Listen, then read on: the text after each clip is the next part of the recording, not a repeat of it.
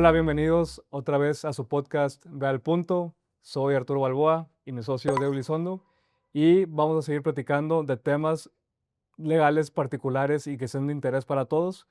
Y hoy particularmente vamos a hablar sobre la propiedad intelectual, cuestión de marcas, inteligencia artificial y cuestiones que son muy importantes hoy en día derivado de todos los avances tecnológicos.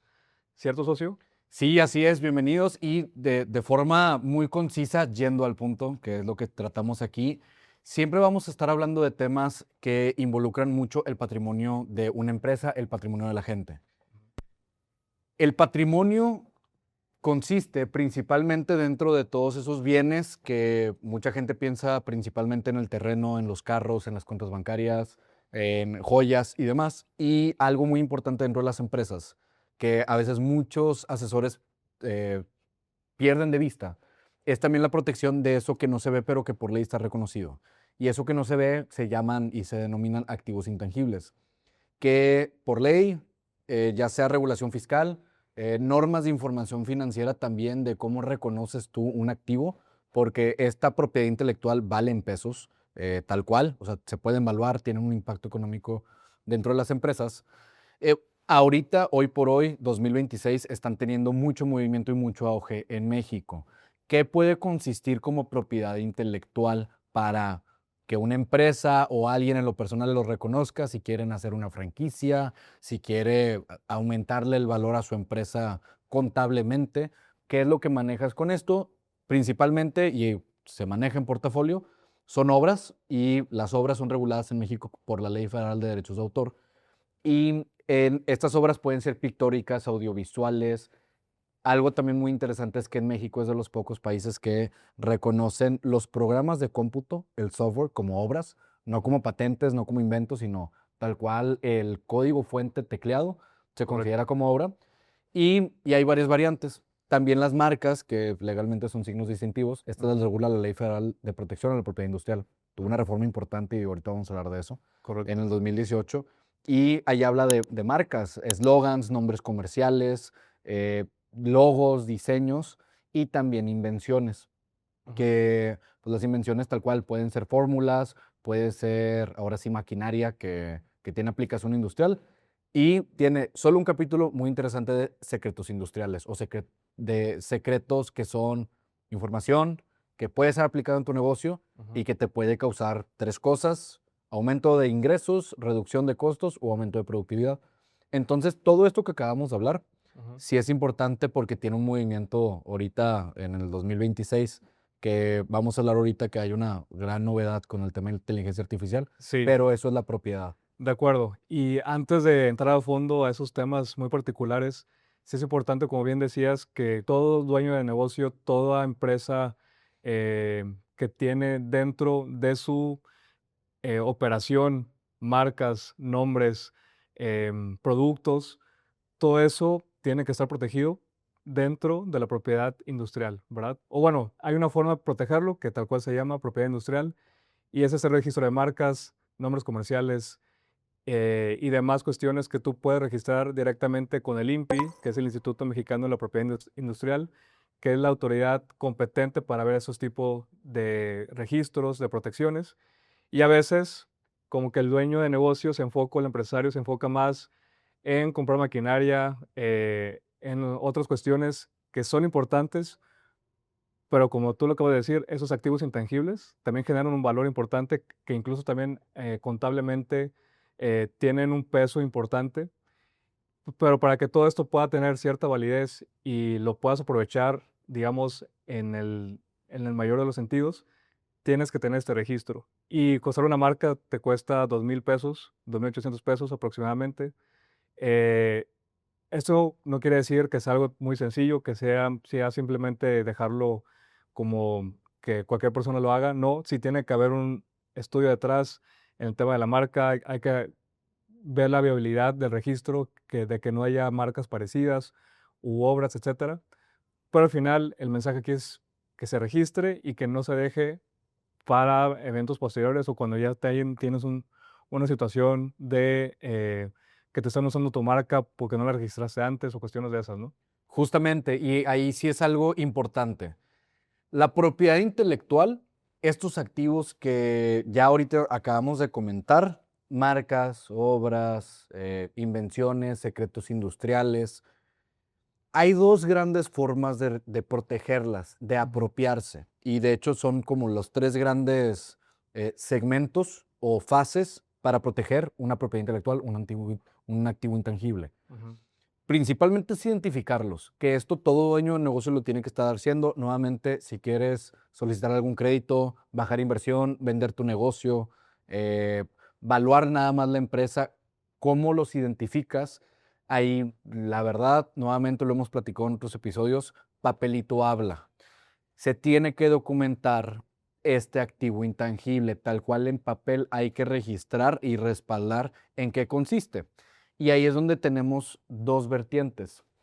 Una es tal cual un respaldo documental que sea público, que sea por medio de un procedimiento. Correcto. El más famoso, el registro de marca, que se hace ante la autoridad administrativa, que en México es el Instituto Mexicano de la Propiedad Industrial. Ujú. Ahí se registran patentes, se registran marcas y bueno, a lo que voy es un registro público tal cual. Cualquier persona puede estar revisando si alguien quiere patentar algo.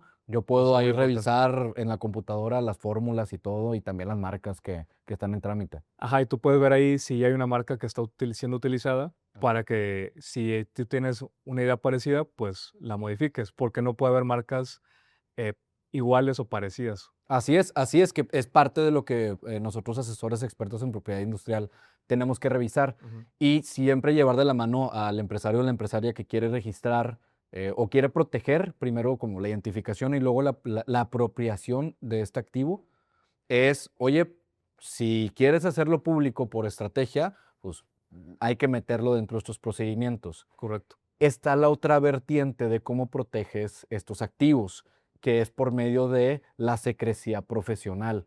Ujú. Hay muchos activos, imagínense la receta secreta de la abuela, la fórmula secreta de la bebida de la Coca-Cola, por ejemplo.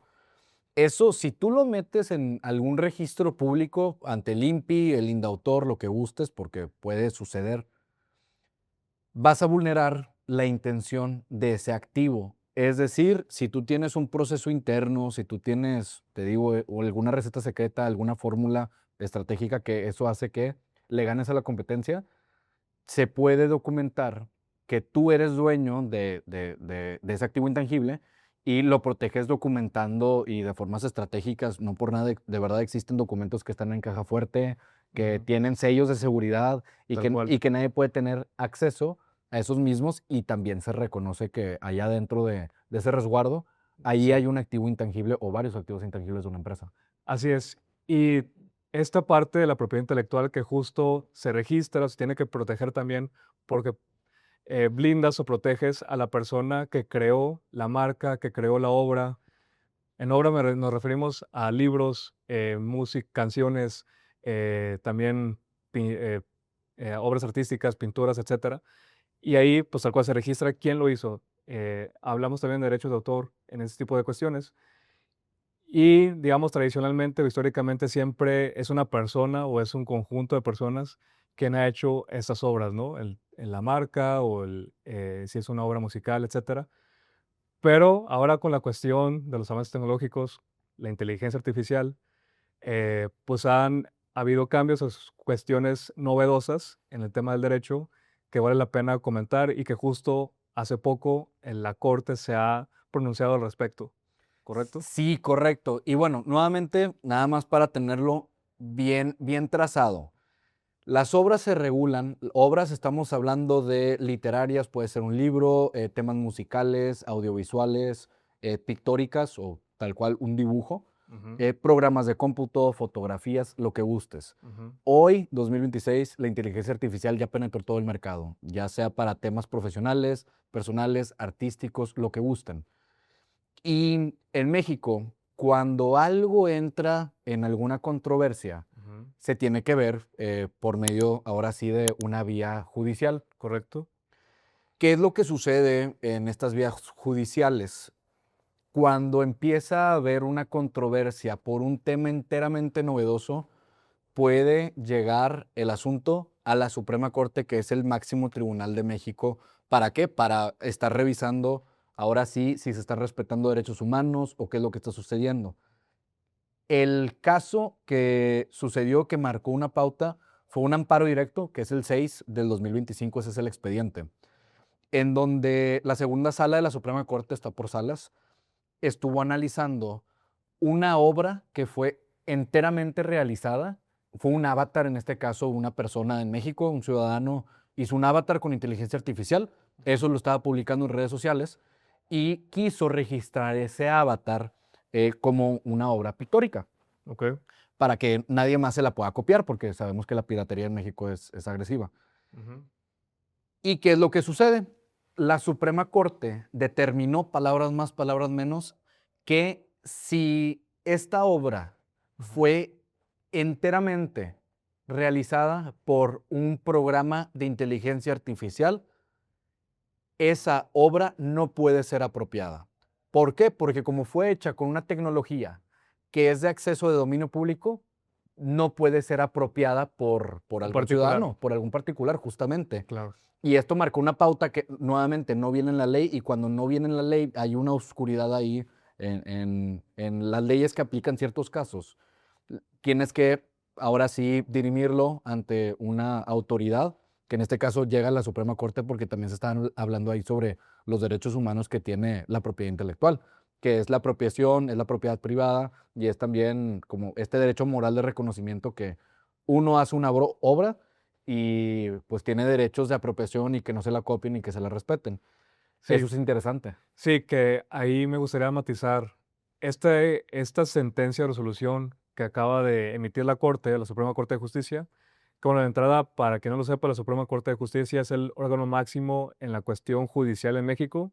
O sea, lo que dice la Corte prácticamente es la última palabra, ¿no? En esa cuestión. Así es. Y la Corte puede establecer jurisprudencia, que son como sentencias obligatorias para todo el país. En este caso, la sentencia dictada, corrígeme si me equivoco, no es jurisprudencia todavía, sino es un precedente, ¿correcto? Correcto, es un precedente. Es un precedente que se resolvió en un asunto aislado, que una empresa pues impugnó, ya se resolvió, como bien ahorita le decía Diego, en el sentido de que si es una obra creada enteramente por la inteligencia artificial, no puede ser registrada a un particular porque fue creada por medio de un sistema en dominio público, ¿correcto? Así es. Ese es un precedente, no quiere decir que esto va a aplicar para todos los casos, pero sin duda da como una luz, te orienta o te da una guía, ¿no? En el sentido de cómo puede venir las siguientes resoluciones, porque esto pues, va a pasar más, ¿no? O sea, Así es. ahora ya que la inteligencia artificial se utiliza prácticamente en muchas cosas, obviamente en el tema de la creación o el tema artístico, pues ha ido, o bueno, también ha generado un cierto debate, ¿no? Porque en las películas también ciertas productoras grandes han tratado de incluirla, pero eso también involucra que gente, por ejemplo, escritores o dibujantes, diseñadores, pues ya no tengan trabajo, pero ahora también en la parte legal de quién creó esa obra. O sea, si nos vamos con base en esta sentencia, que insisto, no es algo obligatorio para todo el país, pero que da una luz, digamos que eso ya puede ser obligatorio en el día de mañana. Imagínate que ya prácticamente va a haber muy pocas obras que sean de particulares, porque creo que en la actualidad, y vamos para allá, en que la inteligencia artificial se sigue utilizando mucho en estos tipos de cuestiones, ¿no? Sí, justamente. Y ahí es como nosotros, como mencionaste, es un precedente el que acaba de pasar de la Suprema Corte, es Ujú. una tesis aislada, en donde nosotros vamos a tener que estar viendo dónde está el parámetro de yo estoy asistiendo a la IA, yo la estoy dirigiendo, la sustancia yo la hago y la IA nada más me ayuda con ajustes, me ayuda para la perfección, pero no me está dando todo el concepto. ¿Dónde está esa zona gris? Ahorita no se ha determinado, pero esto es importante y no nada más para temas de la gente artística. ¿Qué retos vemos nosotros hoy por hoy con esto? Hay muchas empresas que ya están lucrando hoy por hoy Ujú.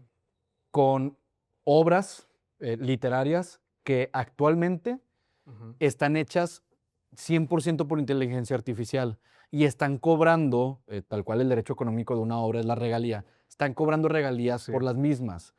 tú no puedes cobrar regalías por obras que son de dominio público, porque tú no tienes ese derecho patrimonial de las obras. Entonces, Y para tener ese derecho, perdón, tienes que tener adelante. ese registro Así es. ante el INPI o el INDAUTOR, ¿no? Que Sí, son ante el los indautor entes. o un contrato bien robusto en donde tú Exacto. encargas a veces el desarrollo de esa obra. Ujú. Entonces, primer gran reto es cómo gestionan las editoriales esta auditoría de hasta dónde interviene una inteligencia artificial. Y dos, empresas que lucran ya con obras que son generadas enteramente por inteligencia artificial, eh, puede haber un impacto económico y fiscal allá adentro complicadísimo. De acuerdo, y aquí también creo que para la autoridad, en este caso el INPI o el INDAUTOR, dependiendo el tipo de obra que es, el INDAUTOR es más para obras artísticas, INPI es más para temas de marcas o cuestiones más comerciales, ¿correcto? Bueno, igual, bueno, adelante si quieres, para detallar eso, y yo continúo con lo que iba a Sí, justamente, decir ahorita. Sí. justamente. El indautor Ajá. es una autoridad administrativa en donde ahí se registran obras, meramente Obras. obras, todo tipo de obras, nuevamente pictóricas, caricaturescas, arquitectónicas, Es el- programas de ese cómputo, es el INDAUTOR. indautor meramente de registro. Y la ley aplicable es Ley Federal de Derechos de Autor, Así ¿correcto? es. Temas de marcas, invenciones o modelos de utilidades, el INPI. ¿Ok? Un dato interesante es que el INPI, para los dos temas, obras o también temas de marcas o de invenciones, el INPI es la autoridad sancionadora. El Ya. indautor no sanciona. Y Ok. también otro detalle interesante es que el indautor no tiene una plataforma pública en donde puedas ver todas las obras Para registradas. la consulta. Así es. Ok. También que ese es otro detalle importante. Sí. Bueno, ya ahora, ya establecido esta parte, es importante ahora para, o es un reto, mejor dicho, para la autoridad, de que cuando se le pone enfrente una marca, por ejemplo, para registrar, como el INPI, por ejemplo, va a saber si esa marca fue elaborada por una IA o fue elaborada por un humano. O sea, ahí va a también entrar un tema donde la autoridad tiene un reto muy importante, insisto, en ver esa parte, Sí. porque también si la IA la hizo, no sé si el día de mañana, por ejemplo, Google o OpenAI o cualquier otra empresa que controle IAs, puede decir, oye, esa marca se hizo por medio de mi sistema operativo, de mi sistema de inteligencia artificial, y por ende me opongo, por así decirlo, al registro de marca, o qué pasaría en ese sentido. Sí, habría que ver justamente, principalmente, por eso es el objetivo de este canal. Hay muchos retos jurídicos ahorita con este boom que hay de inteligencia artificial que está comprometiendo mucho lo que naturalmente conocemos como la identificación y apropiación de propiedad intelectual en México. Tiene impacto económico, tiene impacto fiscal, tiene impacto en muchas industrias y eso es algo que nosotros, pues, hay que estar siempre a la vanguardia, por eso hacemos estos episodios, porque De acuerdo. hay que prevenir, hay que estar siempre a la delantera sobre qué retos podemos hacer y que no todo lo que tú hagas dentro del negocio por primera vez en toda la historia, no todo lo que tú generes, aunque sea con herramientas, Ujú. te puedes apropiar, porque la inteligencia artificial ahorita es de dominio público, es un precedente que yo creo que va a marcar una pauta, como mencionaste. De acuerdo. Entonces, ahorita el mensaje es no alarmar, sino tener esto en cuenta, obviamente, para la gente que busque registrar marcas o cualquier otra obra o cuestión de propiedad intelectual o derecho de autor. Consideren esta cuestión de la inteligencia artificial para que, pues, no, al día de mañana no se les complique el registro.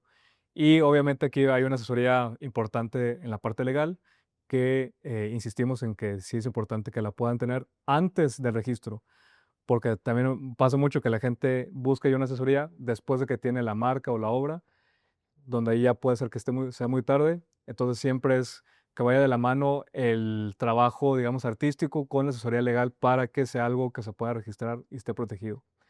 Y esto nos da pie para pasar al siguiente tema, que es justamente de la protección y el blindaje de los activos intangibles. Sí, y bueno, nuevamente, si estamos hablando de propiedad intelectual, estamos hablando de una protección o de un blindaje patrimonial. Correcto. Tiene sus matices porque el tratamiento de la propiedad intelectual no tiene nada que ver con una protección si estamos hablando de terrenos, de maquinaria, Ujú, son infraestructuras muy distintas. ujú. Es muy importante que todo negocio, si hay algo que quiero que se lleven dentro de este episodio, es que todo negocio y toda persona debe tener su portafolio de propiedad intelectual. De acuerdo. Ese portafolio tal cual es un listado en donde ahí tú tienes que trazar e identificar cuáles son tus activos intangibles. Si es una marca, si es un logotipo, si es un eslogan, si son fotografías, porque nuevamente son obras, Ujú. si es música y son canciones, etcétera. Hay que protegerlos. Es importante esta protección porque ya hemos visto también en casos de auditorías fiscales que, hablando de blindaje patrimonial, pues estamos hablando de que lo estamos protegiendo frente a terceros. Ujú. ¿Quién es el principal tercero que le interesa saber si estos activos intangibles existen o no? Pues principalmente la autoridad fiscal, De acuerdo. porque los activos intangibles tienen beneficios fiscales y beneficios contables. Se reconocen en las partidas de los estados financieros, del balance general. Ujú. Hay partidas dentro del activo fijo que ahí pones tal cual todo el portafolio y se evalúa esta obra o esta marca. Totalmente. Un activo intangible genera valor hacia la empresa, por eso, como bien dices, se puede contemplar dentro de los estados financieros de la empresa y también se le puede dar un efecto fiscal em, para el aprovechamiento de, por ejemplo, una marca. Pues voy a decir un ejemplo muy conocido de marca, o sea, Coca-Cola, pues su marca en sí, que sabemos que es una, como decíamos, un activo intangible, no se palpa, no es algo físico como maquinaria, propiedades, etcétera. Pero hacer un activo intangible que genera económicamente valor, fiscalmente, por eso se le puede aprovechar. ¿Y por qué genera económicamente valor? Porque, insisto, por ejemplo, una marca como Coca-Cola, por su solo nombre vende. O sea, el hecho de que tú tengas Coca-Cola dentro de tu empresa implica ventas por el producto, por el posicionamiento de mercado, etcétera. Entonces, es por eso que insistimos mucho en esta parte de que hay que proteger la cuestión de los activos intangibles, porque no solamente es que se registre y que exista un precedente y documento que diga quién hizo cierta marca o cierta obra, pero también es, a pesar de que, mejor dicho, además de que esté esa protección, que con esa protección tú puedas aprovecharlo de manera económica y fiscal, eh, porque para hacer eso, pues necesariamente tenemos que tener ese documento, contrato o registro que te dé los derechos de autor, ¿no? Así es, y un tema bien importante que está sucediendo en México y está empezando a agarrar ahora sí un auge muy delicado. Ajá. Imagínate una empresa que le está contratando a una agencia de publicidad, a una agencia que le rediseñen ahora sí todo el negocio. Ujú. ¿Qué pasa si esa agencia, todo el contenido que le hizo a la empresa cliente, a nosotros que podemos contratar una agencia, si todo ese contenido lo hace con inteligencia artificial? Además de lo que ya platicamos, que en principio todo eso que se hace enteramente con inteligencia artificial, yo no me lo puedo apropiar, yo cliente final, yo empresa que contraté ese servicio. Hay otro gran tema, que es el tema de la materialidad fiscal. El Código Fiscal de la Federación habla en el artículo 5A sobre Ujú. materialidad, que es decir, que todo lo que se haga debe de tener razón de negocios. Correcto. ¿Qué sucede? Que si yo contrato un servicio Ujú. y ese servicio, el prestador, lo hace enteramente con inteligencia artificial. ¿Dónde está la materialidad? ¿Cómo se acredita ese pago si no se ejecutó tal cual y se delegó? Y actualmente hay varias polémicas en Ciudad de México sobre criterios que está empezando a surgir con la Prodecon sobre dónde está ese alcance de la asistencia humana con la inteligencia artificial. ¿Se materializa o no se materializa? Bueno, es una duda legal interesante, donde al final cuando tú usas una IA, hay unos términos y condiciones que aceptas. Ujú. Esos términos y condiciones, de cierta manera, ya hay una relación contractual, porque hay una aceptación a ciertas cuestiones. Entonces, si la IA lo utilizaste como herramienta, creo que, por ejemplo, cualquier diseñador que utilice algún software, por ejemplo, no sé, Photoshop o algo así, que no soy experto en eso, pero los diseñadores para hacer sus diseños, tal cual, utilizan softwares. Y no por eso se va a implicar de que el diseño lo hizo el software, sino que pues, fue una herramienta que utilizó el diseñador. Entonces acá yo creo que se pudiera argumentar en ese sentido de que, insisto, mientras la IA sea más una herramienta y no sustituya el trabajo del diseño tal cual. Ujú.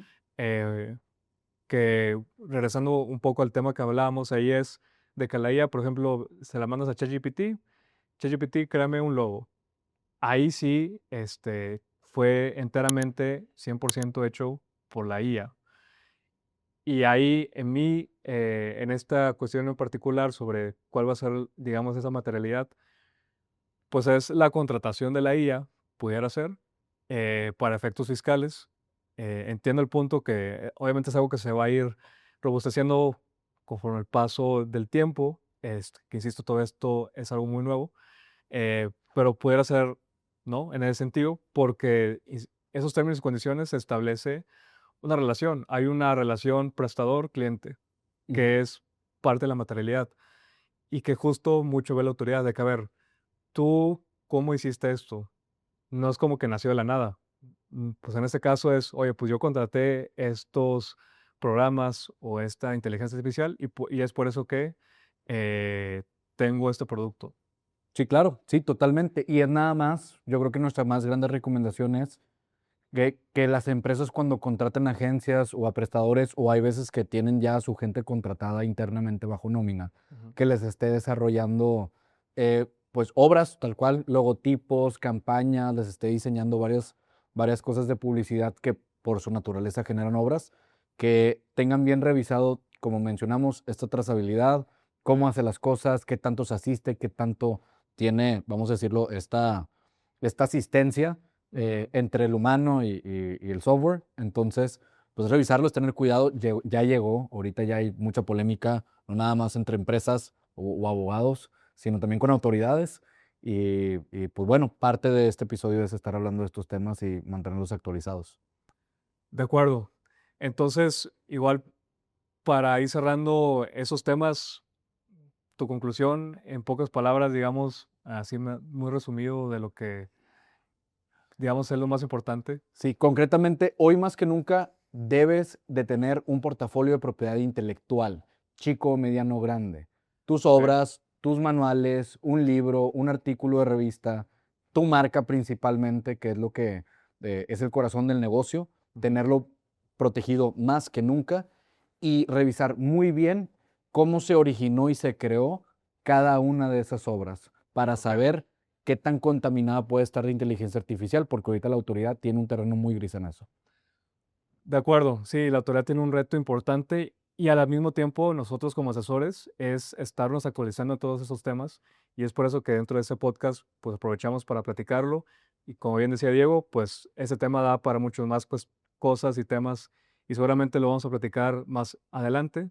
Entonces, pues por lo pronto esperemos que lo que hayamos comentado les haya dado valor, que les haya quedado claro el tema. Igual ya saben, si tienen dudas o cuestiones que quieran que ahondemos, pueden dejarnos los mensajes en las redes sociales o en comentarios. Entonces, pues nada, socio, muchas gracias por otro capítulo más. Sí, muchas gracias, socio. Y bueno, no olviden suscribirse. También prendan la campanita para que estén atentos a las notificaciones. Este es Ve al punto y nos vemos en el siguiente episodio.